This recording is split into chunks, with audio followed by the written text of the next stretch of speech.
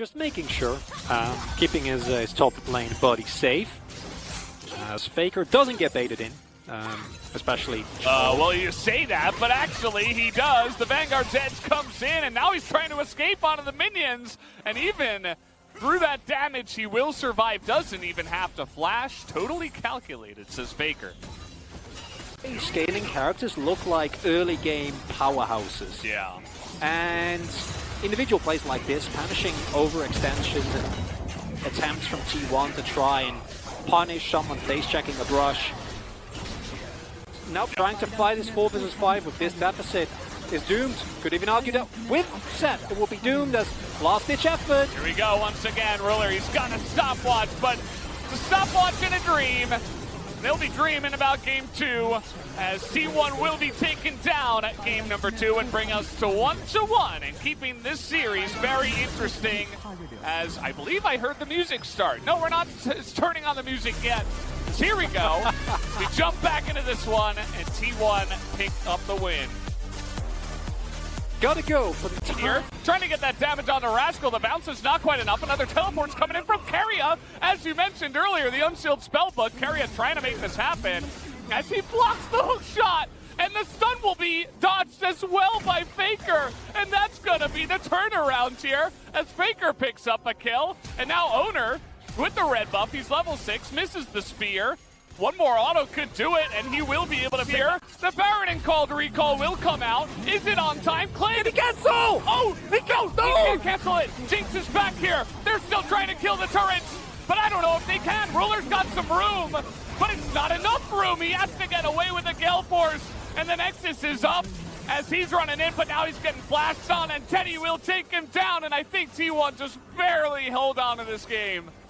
That ought to be it. There's a Baron buff available. There's a wave. They saw him. Yeah, no, he can't pull the wave. They're riding this. He's gonna try and go. Hit the Nexus. There's nothing. He can hit the Nexus. No, someone's just gonna back. And Come it's not gonna work out. BDD's back at the base. Oh, He's there's a teleport! He's TPing. Oh, he's man. going for it. They have the damage. The Baron and called recall though is coming in. And let's see, we got some autos coming in. Braum has been a hero in this situation before, and it's not going to pay off. Flynn is desperate, and the desperation will not work the Nexus. He teleports towards Baron. Yeah, here we go. Teddy's got a red buff, though, and Owners is running on in. Pretty early on, he's still trying to go for the kill, but everybody's got a stopwatch, it feels like, in this meta. For some reason, Olaf can't kill anybody, and it's because of this damn stopwatch. And now Life comes in, zones them away.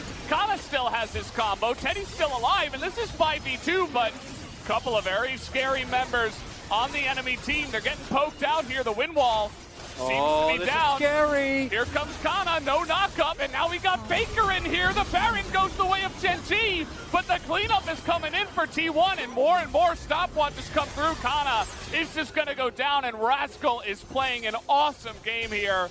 Able to come back from this huge deficit, and now they got the combo again, and it's up on Faker, but Teddy is alive, and Teddy's trying to go 1v3. He gets another one, and he's gonna get another reset. One more Q. I have an idea that he's here. So now here we go. He gets the 3-man knock up in the Wombo combo. The wind wall gets a lot of work done actually, as Khan on the backline doesn't do anything. The Olaf gets kited out as well. There is a chance here, but Teddy is still alive, and that's really the kicker. He gets the knock-up on the Teddy, but now he's in the back line, and he's just taking everybody out. Ruler is here, but what can he do against the Fountain Laser? The answer is nothing. And now Teddy will just chase him down. Just flashes for it, might as well. This guy he's 1v9ing right now. Oh! Might I remind you, this man has been on the bench for the largest part of the split. Like these, after giving up the Baron, they don't have any split pushing pressure. They're just going to go in a straight 5v5 against C1. That's not necessarily what you're looking for, as here comes the Gwen. Kana gets in there. Going to have a very nicely timed stopwatch as now Keria trying to stun that backline, and Gwen does her job, but look at Showmaker. He's going insane, but it doesn't matter, as Teddy is full health as well, and he's trying to carry this one from the backline. Khan is gigantic, but Teddy trying to keep him at range here. The stopwatch is going in.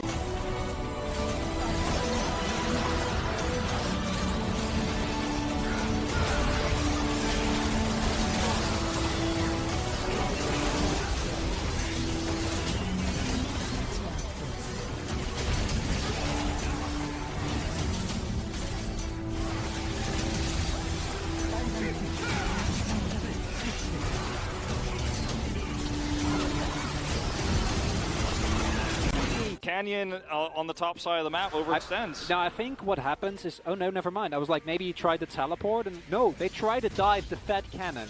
Unsurprisingly, it doesn't work out very well. Under turret! He is able to slicing Maelstrom both of them. This was a huge mistake. And that's coming from the top side that has been carrying Kia for the first 2 games. Fortunately for Kia, T1 in an attempt to try and punish, overextend crucially. Ghost doesn't actually die thanks to a beautiful save that comes up from Barrel with the attractive Talon Magnet Storm.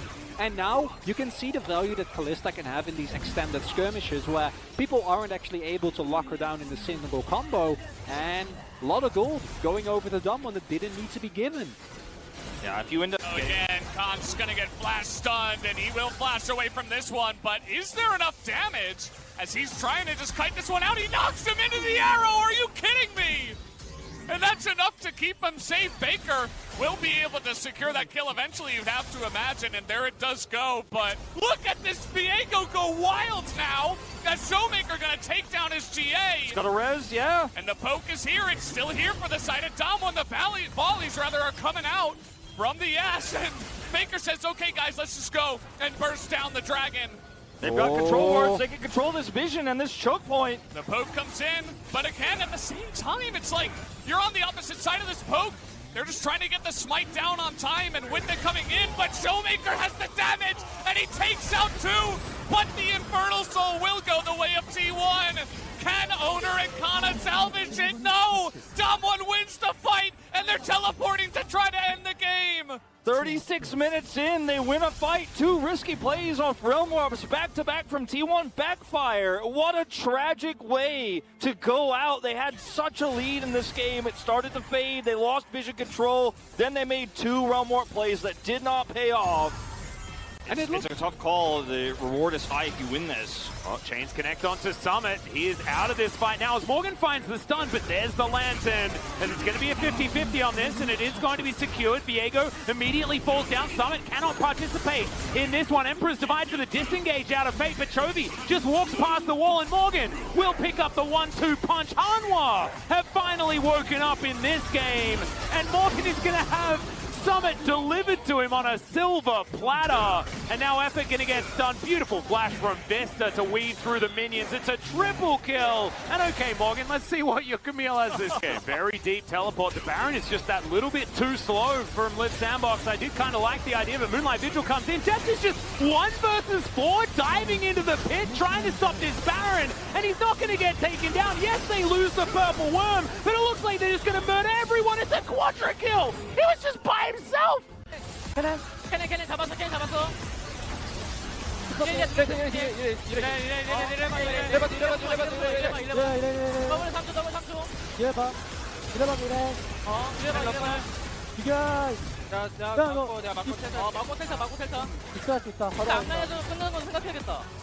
이거 억제기 하나 할게. 억제기 슈퍼맨이 하나 나 지금 야 억제기 여기 있다. 리콜만 끊어. 내가 미니 하나 있어. 내가 지금 막을게. 리콜 바꿔서.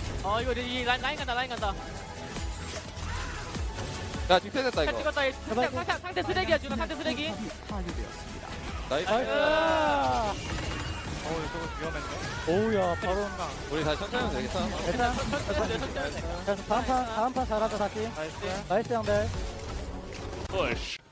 Just waiting as Owner was rotating down, but the damage is there as the Q will force the heal out, and Deft actually flashed forward for that one, so the kick comes in and the Q mixes as Morgan's just gonna die in the solo kill.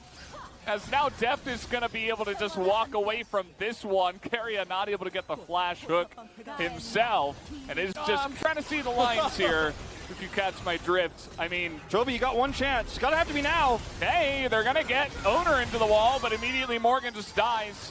And that's the Wallets and the Infernal Drake speaking there. They're just gonna zone them all out. You got your res, but as we said before, it does nothing when you're behind. Hama Life are gonna be totally cleaned up. Even the Shockwave does nothing, doesn't even go off. That is a clean ace, and T1 should take game 2. Yeah, Morgan wants to set up for Chovy's Shockwave there. It's slicing Maelstrom off, but it only catches the support. Faker, though, gets a massive Emperor's Divide straight onto the 2 carries of Hanwha Life, but it doesn't seem to matter.